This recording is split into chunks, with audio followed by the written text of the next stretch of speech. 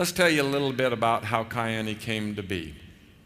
We had a friend that introduced us to a scientist that had been in Alaska and was fascinated by the things that were up there. And we found out that those blueberries have 10 times the antioxidant level that blueberries do that we buy in a grocery store. And then we were introduced to Dr. Tan, and we heard about tocotrienols. And we thought, man, this is something.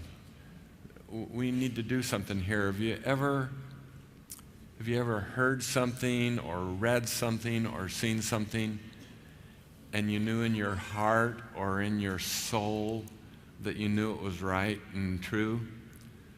Well, that's the feeling that we had when we heard about these things, and we thought, we've got to do this.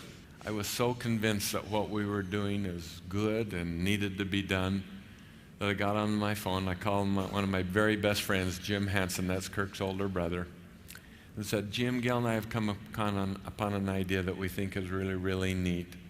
Would you and guys be interested in maybe looking at it as a good investment? Jim said, hey, yeah, we'd love to. Do you mind if we involve the Taylors? We just sold a piece of real estate together, and we'd like them to maybe listen to. And I said, hey, no, we know the Taylors. That'd be great. So we went down to their office, and I thought, the best way to explain this is we briefly explained what we wanted to do. Then we got the scientists in Alaska on the phone, and we all sat there and listened on the speakerphone as she talked about the berries and how magical they really are. And at the end, the guys, now this is kind of funny. I'd heard of several of the big words enough that I kind of knew what they were, but those guys didn't understand one of those words. But at the end, they said, we're in. The berries are taken to the processing plant.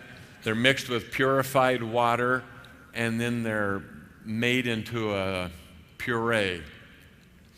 After they're made into a puree, hey, Michael looks pretty good in his hairnet, doesn't he?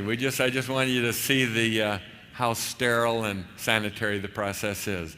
When we thought about putting this thing together and we started working so hard, we envisioned that it would be a big deal.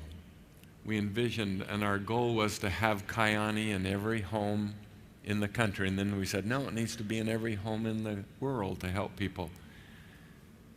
We can't tell you how appreciative we are of your hard work in helping us make that happen as we see it expand and as we see all of the wonderful friends that are members of our family now.